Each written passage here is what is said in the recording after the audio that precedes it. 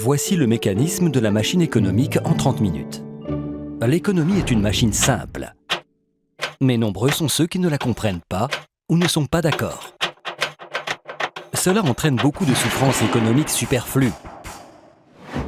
Mon sens de la responsabilité m'incite à partager avec vous mon modèle économique simple, mais pratique. Il est peu conventionnel, mais il m'a aidé à prévoir et à survivre à la crise financière mondiale. Il me rend service depuis plus de 30 ans. Commençons.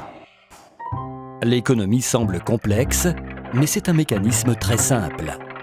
Quelques composants et un grand nombre de transactions de base répétées des milliards de fois. Ces transactions sont par-dessus tout gérées par des êtres humains. Elles engendrent 3 forces principales qui font tourner l'économie. Premièrement, la croissance de la productivité. Deuxièmement, le cycle des dettes à court terme. Troisièmement, le cycle des dettes à long terme. Examinons ces 3 forces et la manière dont leur interaction crée un bon modèle de suivi des événements économiques que nous pouvons analyser et comprendre. Commençons par la partie la plus simple de l'économie, les transactions. L'économie est tout simplement la somme de toutes les transactions. La notion de transaction est relativement simple. Nous réalisons constamment des transactions. Chaque fois que vous achetez quelque chose, c'est une transaction.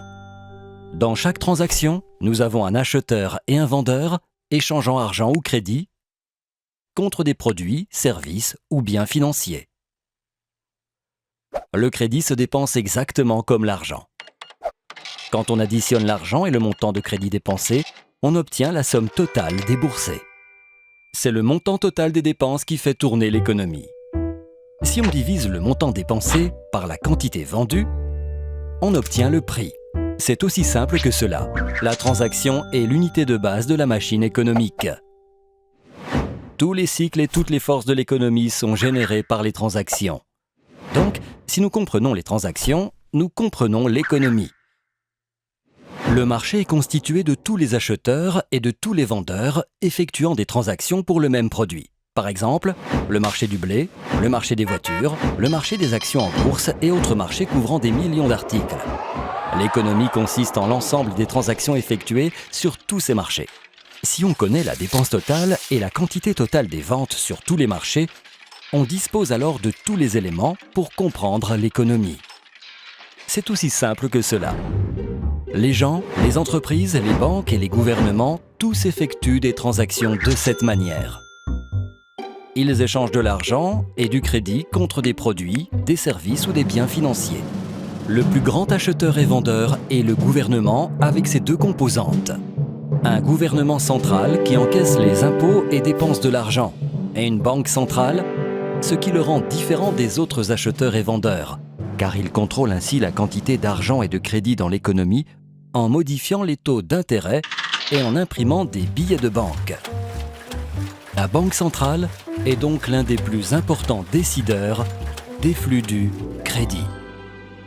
Regardons le crédit de plus près. Il est l'élément le plus important de l'économie et probablement celui que l'on comprend le moins. Le plus important parce que le plus gros est le plus instable. Prêteurs et emprunteurs font du commerce de la même manière que tous les autres acheteurs et vendeurs. Les prêteurs veulent générer plus d'argent à partir de ce qu'ils ont et les emprunteurs veulent acheter quelque chose qui dépasse leurs moyens, une maison, une voiture, ou bien ils souhaitent investir, par exemple, dans la création d'une entreprise. Le crédit aide à la fois les prêteurs et les emprunteurs à obtenir ce qu'ils veulent. Les emprunteurs promettent de rendre la somme empruntée, qu'on appelle le capital, plus un autre montant qu'on appelle l'intérêt. Lorsque les taux d'intérêt sont élevés, les gens empruntent moins, car cela leur coûte cher. Lorsque les taux d'intérêt sont faibles, ils empruntent davantage, car c'est meilleur marché. Lorsque l'emprunteur promet de rembourser et que le prêteur lui fait confiance, le crédit est établi. Il est tout simplement créé par 2 personnes, à partir de rien. Cela paraît simple, mais le crédit est trompeur, car il porte différents noms. Aussitôt que le crédit est formé, il devient une dette. La dette est un actif pour le prêteur et un passif pour l'emprunteur. Par la suite, lorsque l'emprunteur rembourse le prêt plus les intérêts, l'actif et le passif disparaissent et la transaction s'achève. Pourquoi le crédit est-il si important? Lorsque l'emprunteur reçoit la somme empruntée, il peut accroître ses dépenses. N'oublions pas que les dépenses font tourner l'économie, car les dépenses d'une personne constituent le revenu d'une autre. Chaque dollar que vous dépensez est gagné par quelqu'un d'autre, et chaque dollar que vous gagnez a été dépensé par quelqu'un d'autre. Si vous dépensez davantage, quelqu'un d'autre gagne plus d'argent. Si les revenus de quelqu'un augmentent, les prêteurs lui prêtent volontiers de l'argent, car il est considéré comme solvable. Un emprunteur solvable présente deux caractéristiques, la capacité de rembourser et des garanties. Le fait d'avoir un revenu élevé par rapport à la dette garantit la capacité à la rembourser. Si l'emprunteur ne peut pas rembourser, ses biens servent de garantie. Ils peuvent être saisis et vendus. Les prêteurs n'ont donc aucune réticence à lui prêter de l'argent. Des revenus plus élevés permettent des emprunts plus importants. Et ces emprunts permettent de dépenser davantage. Puisque les dépenses de l'un sont les revenus de l'autre, cela permet des emprunts encore plus importants. Ce phénomène de renforcement entraîne la croissance économique et c'est ainsi que commencent les cycles. Dans une transaction, on doit donner quelque chose pour obtenir quelque chose. Et ce qu'on obtient est proportionnel à ce qu'on produit. Avec le temps, on apprend et ces connaissances accumulées nous permettent d'améliorer notre niveau de vie. C'est ce qu'on appelle la croissance de la productivité. Ceux d'entre nous qui sont inventifs et travaillent dur augmentent leur productivité et leur niveau de vie plus vite que ceux qui sont passifs et feignants. Mais ceci n'est pas toujours vrai à court terme. La productivité est importante surtout à long terme et les questions de crédit à court terme. La raison en est que la croissance de la productivité varie peu et n'est donc pas un facteur important de fluctuations économiques. La dette, au contraire, nous permet de consommer plus que ce que nous produisons lorsque nous la contractons, puis nous force à consommer moins que ce que nous produisons lorsque nous la remboursons. Les fluctuations de la dette suivent deux cycles principaux. L'un dure entre 5 et 8 ans et l'autre entre 75 et 100 ans. La plupart des gens, lorsqu'ils ressentent les fluctuations, ne les voient pas comme des cycles, car ils les voient de trop près, de jour en jour ou de semaine en semaine. Dans ce chapitre, nous allons prendre du recul et examiner ces trois grandes forces, leur interaction et leur influence sur notre vie. Nous avons déjà dit que les fluctuations ne sont pas dues à l'innovation ou à la qualité du travail. Elles sont dues essentiellement au volume de crédit existant. Imaginons un instant une économie sans crédit. Dans cette économie, si je veux augmenter mes dépenses, le seul moyen est d'augmenter mes revenus. C'est-à-dire que je dois devenir plus productif et travailler davantage. La croissance ne peut résulter que d'une augmentation de la productivité. Mes dépenses étant le revenu de quelqu'un d'autre, la croissance de l'économie dépend de la croissance de la productivité. Si nous observons les transactions et que nous extrapolons, nous constatons une progression similaire à la croissance de productivité. Mais comme nous empruntons, nous avons des cycles. Ces cycles ne résultent d'aucune loi ni règlement. Ils sont dus à la nature humaine et à celle du crédit. Emprunter, c'est comme étirer ses dépenses vers l'avenir. Pour acheter quelque chose que je ne peux pas me permettre, je dois dépenser plus que je ne gagne. Pour cela, j'engage essentiellement mes revenus futurs. Ainsi, je crée un avenir dans lequel je devrais dépenser moins que ce que je gagne afin de rembourser ma dette. Cela prend très vite une tournure cyclique. Tout simplement, chaque fois que j'emprunte, je crée un cycle. C'est vrai aussi bien des personnes que de l'économie. C'est pour cette raison qu'il est si important de comprendre la notion de crédit, car c'est elle qui enclenche le mécanisme prévisible des événements économiques futurs. C'est cela qui rend le crédit différent de l'argent. L'argent permet de régler des transactions. Lorsque vous achetez une bière avec de l'argent liquide, la transaction s'achève immédiatement.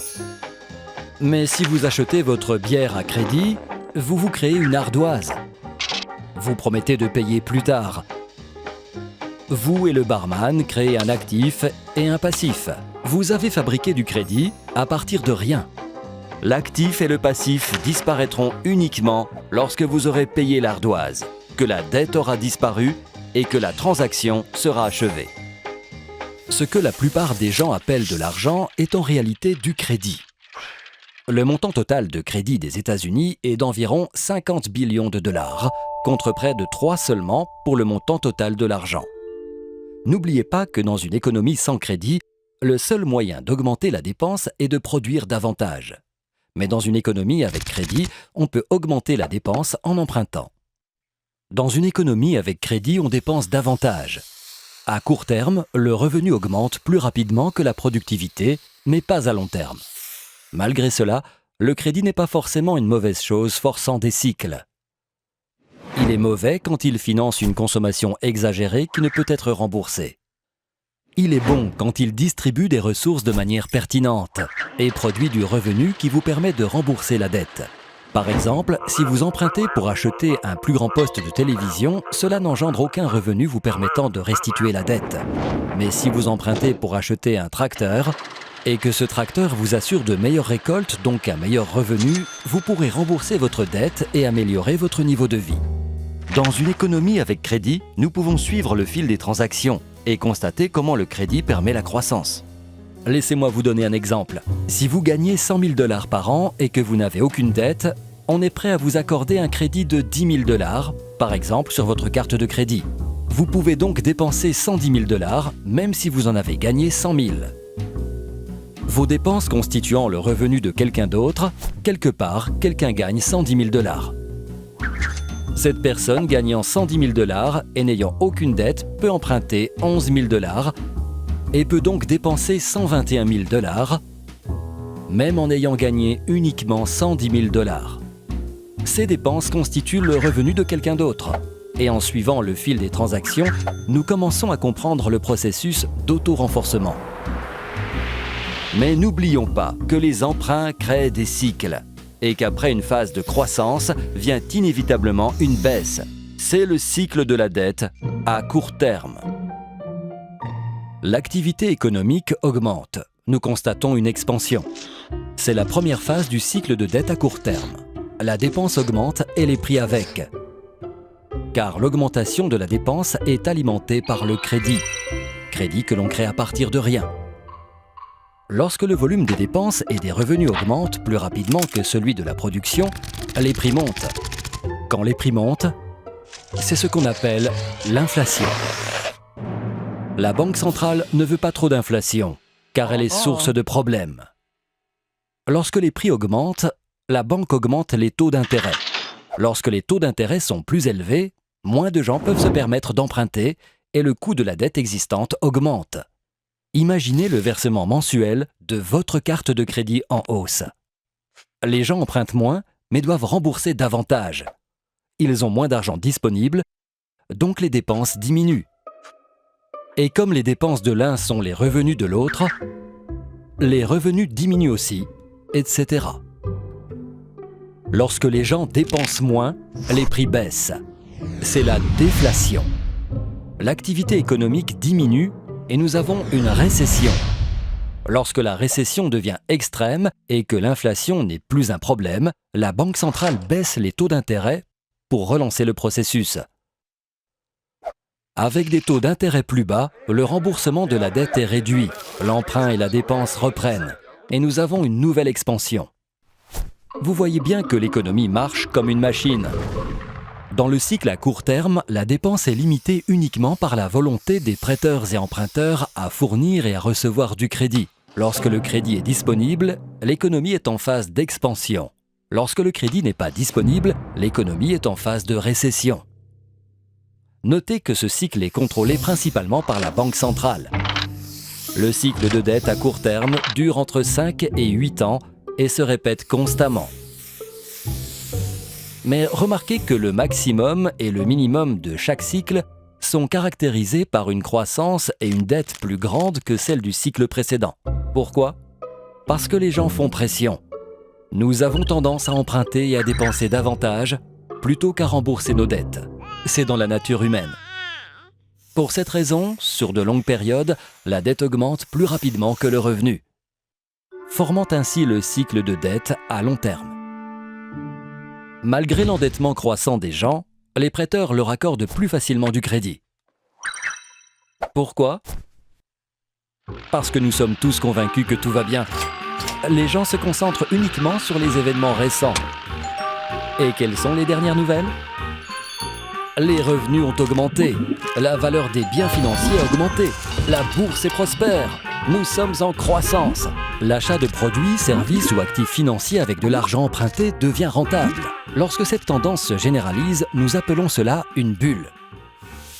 Même si la dette ne fait que croître, le revenu augmente presque aussi rapidement et compense. Le quotient entre la dette et le revenu s'appelle le poids de la dette. Tant que le revenu continue à croître, le poids de la dette reste gérable. Au même moment, la valeur des biens financiers atteint des sommets.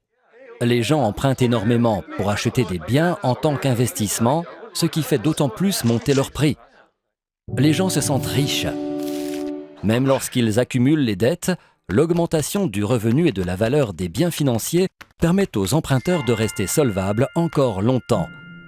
Mais cette situation ne peut pas durer indéfiniment. Un jour, cela cesse. Pendant des décennies, le poids de la dette a augmenté lentement, les remboursements sont devenus plus lourds. À un moment donné, le remboursement de la dette grandit plus vite que le revenu. Les gens sont forcés de réduire la dépense.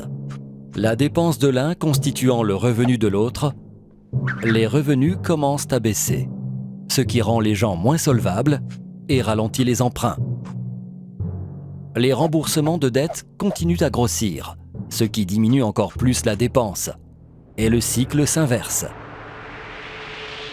On dépasse le sommet de la dette à long terme. Le poids de la dette est devenu trop lourd. Pour les États-Unis, l'Europe et la plupart des pays, tout ceci est arrivé en 2008. Pour la même raison que c'est arrivé au Japon en 1989 et aux États-Unis en 1929. L'économie rentre en phase de désendettement. Les gens réduisent leurs dépenses. Les revenus diminuent. Le crédit disparaît. Les prix des biens financiers s'effondrent. Les banques sont aux abois. La bourse s'affole. Les tensions sociales augmentent. Et tout le processus reprend en sens inverse. Les revenus diminuent. Les remboursements de dettes augmentent. Les emprunteurs sont coincés. Ils ne sont plus solvables. Le crédit s'effrite et les emprunteurs ne peuvent plus emprunter assez d'argent pour rembourser leurs dettes. Pour compenser ce manque, les emprunteurs sont forcés de vendre des biens, inondant ainsi le marché en même temps que les dépenses diminuent. C'est alors que la bourse s'écroule. Le marché de l'immobilier et les banques se trouvent en difficulté. Le prix des biens et la valeur des garanties s'effondrent. Les emprunteurs deviennent encore moins solvables. Les gens se sentent pauvres. Le crédit disparaît rapidement. Moins de dépenses, moins de revenus, moins de richesses, moins de crédits, moins d'emprunts, etc. C'est un cercle vicieux.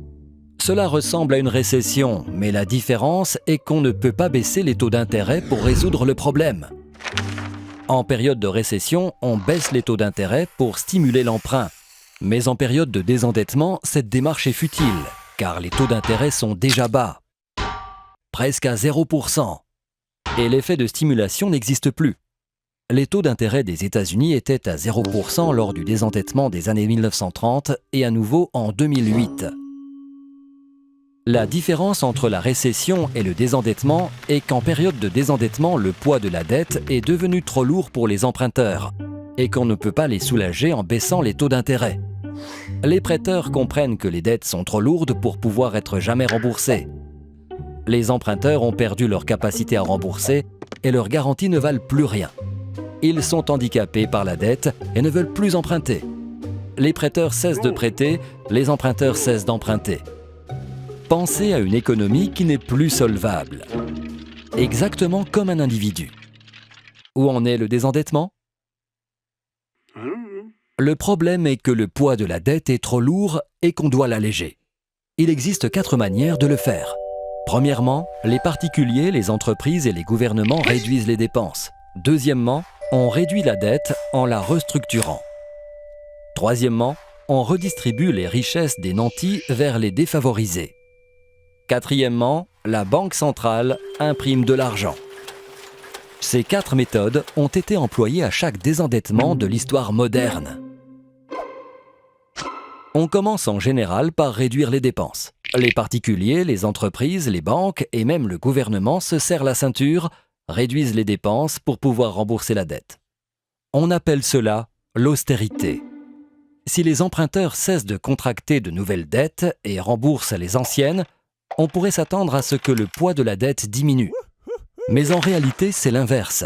Si on réduit la dépense et que la dépense de l'un est le revenu de l'autre, les revenus diminuent plus rapidement que le remboursement de la dette, et le poids de la dette devient encore plus lourd. Nous avons déjà vu que ces mesures d'austérité sont déflationnistes et douloureuses. Les entreprises doivent réduire les dépenses, ce qui signifie moins d'emplois, donc plus de chômage. L'étape suivante est l'obligation de réduire la dette. De nombreux emprunteurs sont incapables de rembourser leurs dettes. Et la dette de l'emprunteur constitue l'actif du prêteur. Lorsque les emprunteurs ne peuvent pas rembourser les banques, les clients de la banque se demandent si la banque pourra leur rendre leur argent et se précipitent pour vider leurs comptes. Les banques sont à sec et les particuliers, les entreprises et les banques ne peuvent plus assumer les échéances. Cette sévère contraction économique est une dépression. Un important facteur de la dépression est que les gens découvrent que leur richesse était fictive. Revenons au bar. Si vous achetez une bière et l'inscrivez sur l'ardoise, vous promettez de rembourser le barman. Votre promesse devient son actif. Mais si vous ne tenez pas votre promesse, si vous ne le remboursez pas, votre ardoise ne vaut plus rien. L'actif du barman ne vaut plus rien. Il a tout simplement disparu. Plutôt que de renoncer à leur actif, de nombreux prêteurs acceptent de restructurer la dette. Cela signifie que le prêteur ne recevra pas toute la somme ou qu'il sera payé à plus long terme, à un taux d'intérêt plus bas que prévu. Le contrat originel est dénoncé d'une manière qui réduit la dette. Les prêteurs préféreront encaisser moins d'argent que pas du tout. Même si la dette disparaît, la restructuration réduit plus rapidement les revenus et actifs bancaires. Le poids de la dette ne fait qu'empirer. Réduire la dette est aussi douloureux et déflationniste que de réduire les dépenses. Le gouvernement central, à son tour, encaisse moins d'impôts suite à la réduction du revenu et de l'emploi. En même temps, l'État doit augmenter la dépense pour résorber le chômage. Un grand nombre de chômeurs n'ont pas assez d'économies et le gouvernement doit les aider. De plus, il doit créer des projets stimulants et augmente ses dépenses pour compenser la baisse de l'économie. Le gouvernement dépense plus qu'il n'encaisse en impôts et s'enlise dans un programme de désendettement. C'est le déficit budgétaire dont on parle aux informations. Pour financer le déficit, les gouvernements doivent augmenter les impôts ou emprunter de l'argent. Mais dans une situation de réduction du revenu et du chômage, d'où viendra l'argent? Des riches. Le gouvernement a besoin de plus d'argent. Les capitaux sont concentrés aux mains de quelques-uns. Le gouvernement cherche naturellement à taxer les riches, ce qui facilite la redistribution des richesses des nantis vers les moins privilégiés dont la situation est difficile et qui jalousent les plus aisés. Les plus aisés, stressés par une économie affaiblie et par la dévalorisation de leurs biens, en veulent aux moins privilégiés. Si la dépression continue, la structure sociale se décompose. Non seulement la tension monte dans le pays, mais on risque une escalade internationale, particulièrement entre pays prêteurs et pays emprunteurs. Cette situation peut entraîner un changement politique, quelquefois extrême.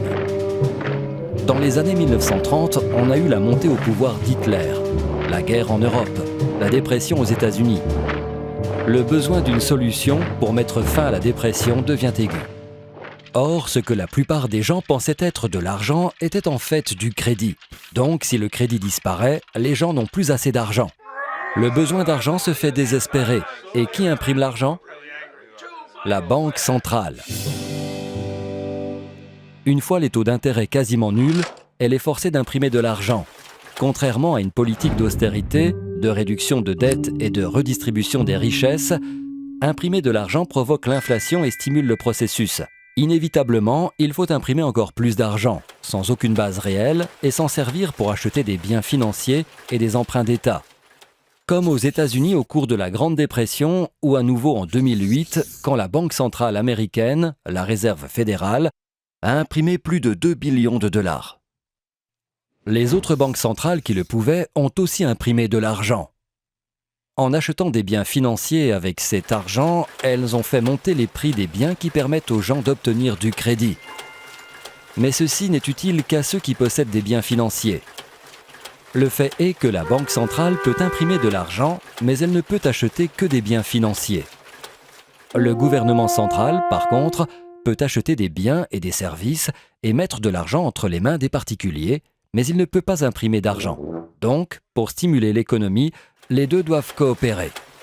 La Banque centrale achète les bons de l'État et prête ainsi de l'argent au gouvernement, ce qui lui permet d'être en déficit, d'augmenter les dépenses, de continuer à acquérir des biens et des services par le biais de programmes de stimulation et de payer des allocations aux chômeurs.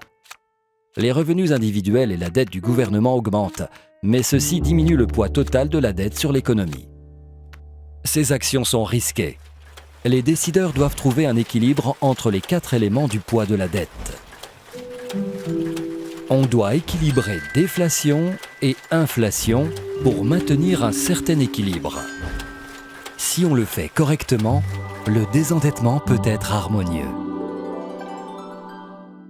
Ce processus peut être complètement raté ou parfaitement harmonieux. Comment un désendettement peut-il être harmonieux ? Même s'il s'agit d'une situation difficile, lui apporter une solution optimale relève du génie. Bien plus que les excès d'une phase d'endettement mal équilibrée. Dans un désendettement harmonieux, la dette se réduit proportionnellement aux revenus, la croissance économique réelle est positive et l'inflation n'est plus un problème. Elle résulte d'un bon équilibre.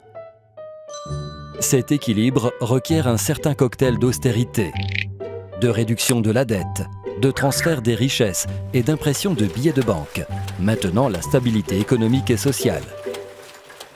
Les gens se demandent si imprimer de l'argent cause l'inflation. Cela n'arrivera pas si l'inflation compense la perte de crédit.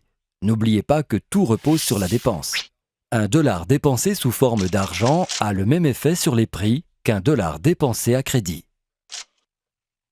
En imprimant de l'argent, la Banque centrale compense la disparition du crédit par un accroissement du volume d'argent. Pour inverser la vapeur, la Banque centrale doit non seulement encourager la croissance du revenu, mais aussi veiller à ce que le taux de croissance du revenu soit plus élevé que le taux d'intérêt sur la dette accumulée. Que signifie tout cela ? Tout simplement que le revenu doit croître plus rapidement que la dette. Par exemple, supposons un pays en cours de désendettement ou avec un rapport dette-revenu de 100%. Cela signifie que la dette est égale au total du revenu de tout le pays en un an. Supposons un taux d'intérêt de 2% sur cette dette. Si la dette augmente à un taux de 2% et le revenu à un taux de 1% seulement, on ne peut jamais réduire le poids de la dette. On doit imprimer assez d'argent pour que le taux de croissance du revenu dépasse le taux d'intérêt. Cependant, on dépasse rapidement les bornes car imprimer de l'argent est une solution facile que les gens préfèrent à d'autres mesures.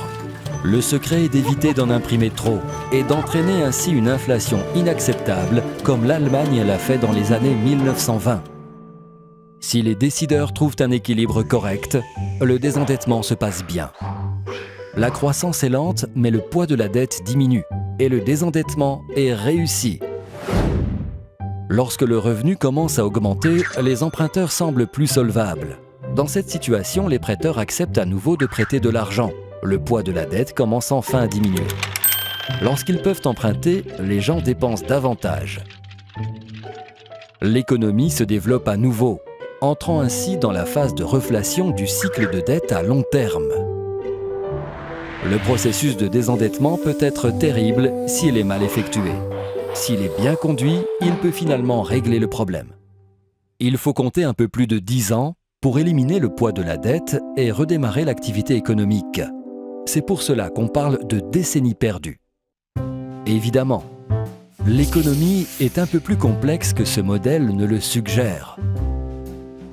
La superposition du cycle de dette à court terme sur le cycle de dette à long terme l'appui de ces deux cycles sur la courbe de croissance de la productivité nous permet de bien comprendre où nous sommes, où nous étions et où nous allons. En conclusion, je vous recommande 3 règles de conduite à adopter. Premièrement, ne laissez pas votre dette grandir plus vite que vos revenus, car le poids de la dette finira par vous écraser. Deuxièmement, ne laissez pas le revenu grandir plus vite que la productivité, car vous ne serez plus compétitif. Et troisièmement, faites de votre mieux pour augmenter votre productivité, car à long terme, c'est ce qui compte le plus. Ces conseils simples s'appliquent aussi bien aux particuliers qu'aux décideurs. Vous n'avez pas d'idée à quel point la plupart des gens, y compris les décideurs, ne font pas assez attention à ces éléments. Ce modèle m'a toujours rendu service et j'espère qu'il vous aidera aussi. Merci.